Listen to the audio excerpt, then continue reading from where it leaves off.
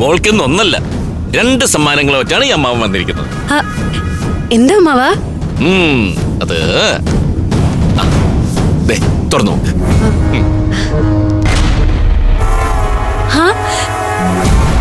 കമ്മലോ? ഇത് സ്വർണ്ണല്ലേ?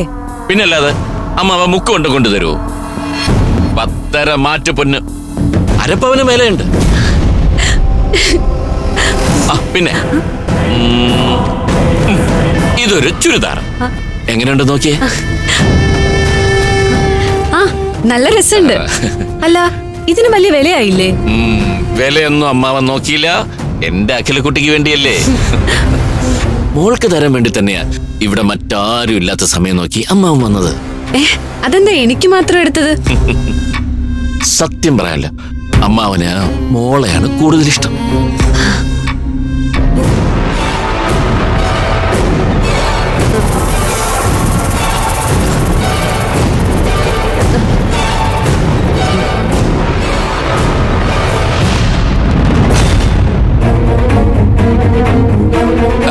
മോളി ചുരിദാർ നോട്ടെ, അമ്മാവനൊന്ന് കാണട്ടെ. ഇത് പാകമാണെന്ന് അറിഞ്ഞിട്ട് വേണം ഇതേ അളവിൽ വേറെ കുറെ ചുരിദാർ എടുത്തു തരാൻ. ഇടുമോളെ.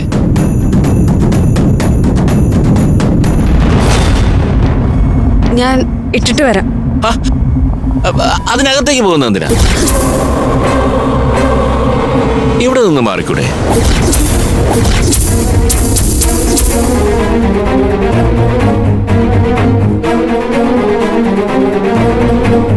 ഇപ്പൊ ഇവിടെ വേറെ ആരും ഇല്ലല്ലോ, അമ്മാവനല്ലേ ഉള്ളൂ.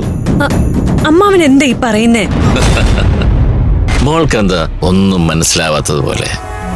ഇതങ്ങ് ഊരു മോളെ. എന്താ ഈ കാണിക്കുന്നേ? അമ്മാവനല്ലേ, സ്നേഹമുണ്ടല്ലേ. വേണ്ട, അമ്മാവൻ ഇറങ്ങിപ്പോയേ. എനിക്ക് പേടിയാവുന്നു. അമ്മാവനെ പേടിക്കണ്ട, ഉപദ്രവിക്കില്ല, സ്നേഹിക്കത്തേ ഉള്ളൂ.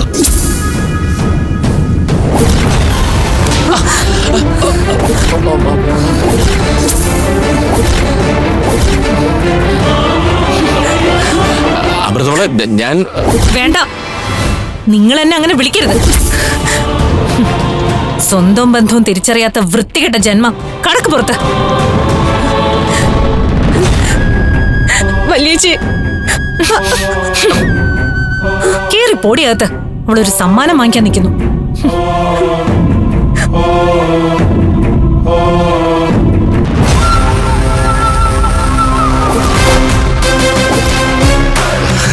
ഒക്കെ എടുത്തോണ്ട് ഇറങ്ങി പൊക്കോ ഇവിടുന്ന്.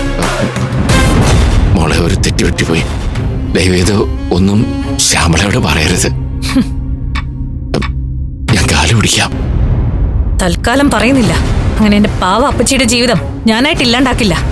പക്ഷേ ഇനി ഈ വേഷം കെട്ടുമായിട്ട് ഇങ്ങോട്ട് വന്നാ വെറും ചൂലുകൊണ്ടല്ല, ചാണകത്തി മുക്കിയ ചൂലുകൊണ്ട് കണ്ണ പൊട്ടും വരെ അടിക്കും ഞാൻ.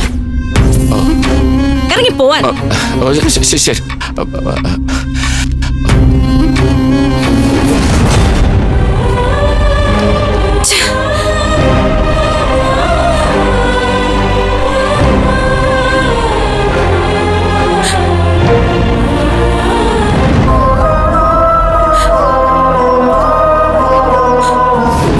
സഹദേവന്റെ ഭാര്യ അംബികയ്ക്കും ഈ പിള്ളേരോട് അസൂയയാ.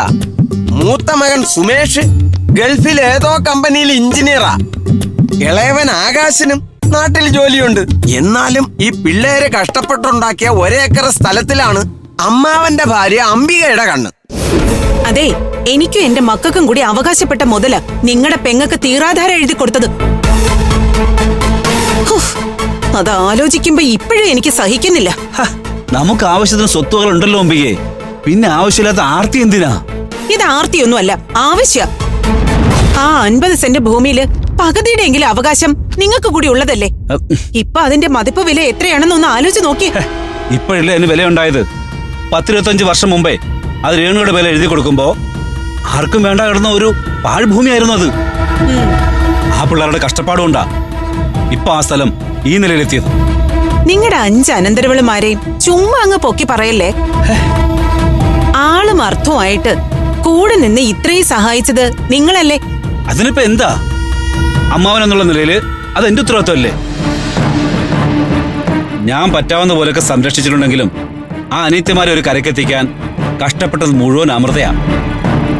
അവളുടെ ഒരൊറ്റ പരിശ്രമം കൊണ്ടാ വീണ്ടും ഒരു 50 സെന്റും കൂടെ അവർ വാങ്ങിച്ചത്. മൊത്തം 1 ഏക്കർ. സഹിക്കുന്നില്ല എനിക്ക്.